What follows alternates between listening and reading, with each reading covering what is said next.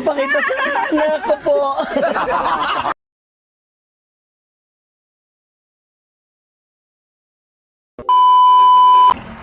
Magandang araw mga ate, kuya. Nandito na naman si Kuya Ron. Ngayong araw pala aakit na naman kami ng bundok. At syempre para magliwaliw sa tuktok. Nakasakay na po kami ng van papuntang Alabang. At pagbaba ng van papuntang Jollibee Junction naman. Kasi nga po dun kami maghihintayan. Nakita nyo naman 2 hours ang biyahe namin dyan. At nakita nyo naman yung bundok. Grabe, ang ganda talaga dyan. 2 hours ang biyahe, maya napansin ko nasa Tagaytay na pala kami. Napakabilis ng biyahe, ilang minuto lang maya nasa Alfonso na pala kami. Speaking of Alfonso, syempre bumili kami. Ayan, kita nyo naman, bit ni Jean, titirahin namin mamayang gabi. Welcome na Sugbo, nasa Arco na kami. At dapat pagdating nyo ng jump off, kung ilan kayo, dapat nakarehistro kayo. Normal lang din naman to sa lahat ng bundok na aakitin nyo. At kung lahat ay tapos nang makarehistro, sa guide naman ang punta nyo. Dahil ang guide na to ang nakakaalam kung saan ang tamang daan nyo. Syempre dapat makinig ka sa mga sasabihin nito dahil siya lang ang nakakaalam kung anong mga dapat gawin mo. Dito sa kinatatayuan namin, ito ang jump off ng Mount Batulaw. Dito kami magsisimula. Ilang oras, sir? Para umakyat papunta sa tuktok ng bundok. Matagal na daw ang 2 hours na akyat papunta sa campsite. Depende sa lakad. Pero depende po yan kung mabilis o mabagal ang inyong lakad.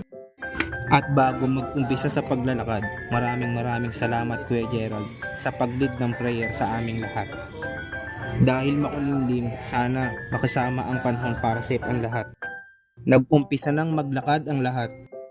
Shout out kay Jean at kay Andrew na may dala ng mga tubig na mabibigat.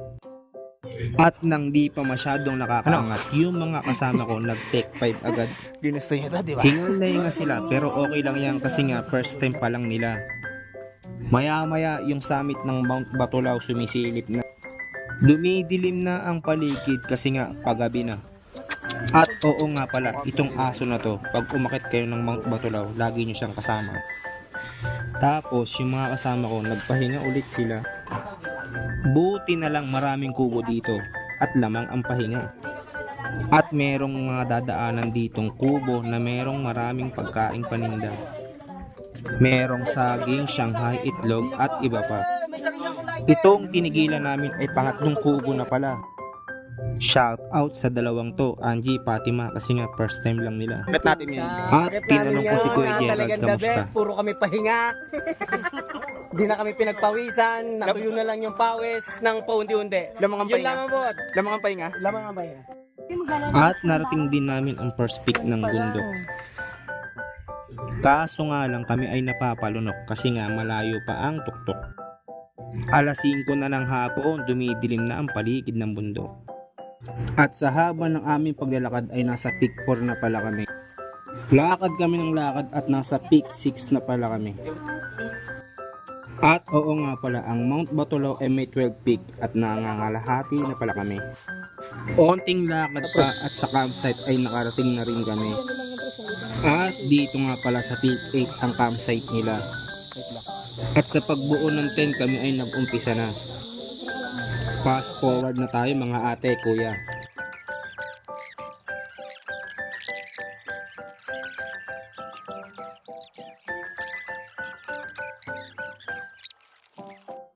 Noong mabuo na ang tent, inumpisa na naming magluto.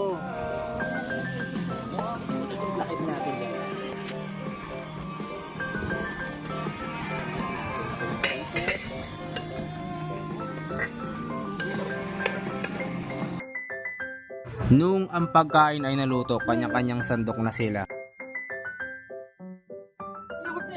Pagkatapos niyang kumain sa inuman, nag-umpisa na sila. Nagluto na rin ako ng sopas kasi nga pampainit ng tiyan habang nagiinuman sila. Speaking of inuman, si Kuya Gerald nyo, lasing na lasing na. Pakita sa anak ko po. Nung matapos ang aming inuman, kanya-kanyang pahinga na. Kasi nga akitin namin bukas ang summit ng umaga. Shout out sa mga ate kuya na bago namin kasama. Ako nga pala si Kuya Ron, kita-kita ulit tayo sa part 2 nitong video. Maraming salamat sa inyo. 4:20 pa lang ng umaga kami ay bumangon na. Bumangon na kami ni Jean para mag-asikaso ng almusal ng iba. Madilim pa ang paligid, mahamog at napakalamig pa. Ako'y nag-jacket muna para kami ay makapag-umpisa na. Ang himbing ng tulog ng iba kasi nga 2:00 na natapos ang inuman nila. At tara na, samahan nyo kami at para makapag-umpisa na. Maya-maya kami ay nagsalang na. Kasama ko si Jean at 2 hours lang din ang tulog niya. Medyo inaantok pa kami, 2 hours ang tulog pero kailangan kumilos para may ulam at pagkain sila. Nung nagsalang at nagprito ako ng dailies, grabe, ako ay naglaway na. Pumatakang 5:00 at sa paligid namin ay meron ng mga naglalakad. Mga hiker din sila katulad namin na maagang nag-umpisa. Siguro tansya ko mga dumaan ay nasa 100 na. Maya-maya pumutok na ang liwanag. Unti-unti na rin namin niligpit yung aming mga kalat. Inaya na rin namin kumain si Ma'am Jo, si Fatima at si Angie. Para hindi na magsabay-sabay mamaya at hindi na rin magmadali. Mahamog pa rin ang paligid at ang panahon ay makulimlim. Sana mamaya pag umakit na kami makisama ang panahon sa amin. At syempre dalangin namin ay magkaroon din ng clearing. At maya-maya nang matapos ng kumain ng lahat kami ay nag-umpisa na. 8:00 pasado na at yung mga kasama ko medyo nagkakahiyaan pa. Parang may mga hangover pa sila. Fast forward muna tayo mga ate, kuya.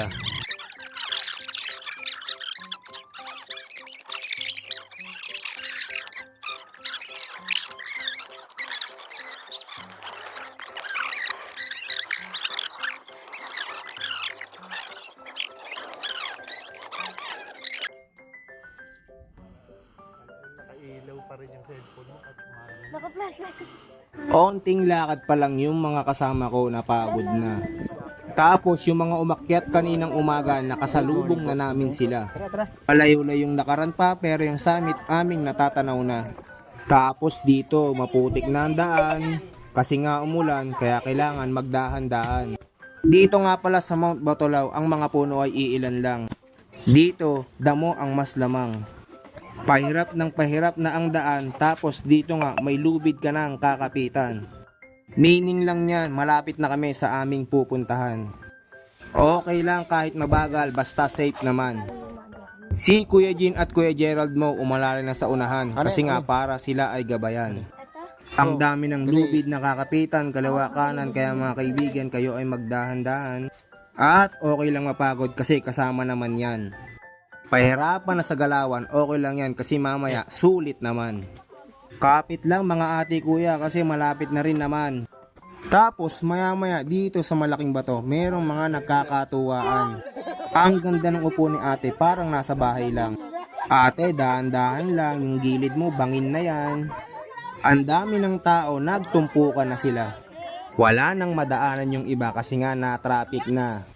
Gumanda na ang panahon, buti nakisama siya. Tapos nakita nyo yung aso, di ba kasama pa rin namin siya? At palapit na kami ng palapit, tapos nakakaramdam na kami ng init. Tapos narating na rin namin yung 11 peak. Onting lakad na lang ay malapit na kami. Nanginginig na rin yung tuhod ko kasi uhaw na rin kasi. Todo ingat na rin kami para lahat makaakyat ng safety. Tapos ilang hakbang na lang nasa tuktok na pala kami. Salamat naman po at safe lahat ng akin mga kasama. At dito nga sa tuktok kami ay nakarating na. Tingnan nyo, pagmasdan nyo kung gaano dito kaganda.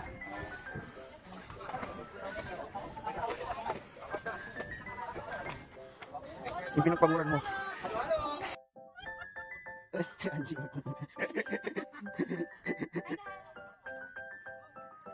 saya niya, kala mo hindi ka nakakakit. Dito nga pala sa summit ng Mount Batolaw ay may mga tindahan na rin pala. May buko, kape, tubig at syempre may halo-halo pa.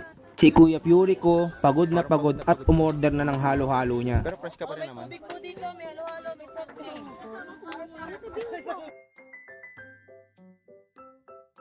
At bago kami bumaba, kami ay nagpicture-picture na. May solo picture at syempre may group picture din, di ba? Inumpisan na rin namin bumaba kasi nga yung langit makulimlim na. Kasi pag inabutan kami ng ulan sa daan, mas mahirapan sila. Kasi nga walang masyadong puno tapos puro damuhan pa. Dito sa Mount Batolao ay recommended nga pala na good for beginner. Kayang-kaya mo tong akitin kahit ikaw ay first timer. Meron siyang 12 peak at 811 meter above sea level. At nang makarating kami sa campsite, onting pahinga lang at kanya-kanya ng ligpit.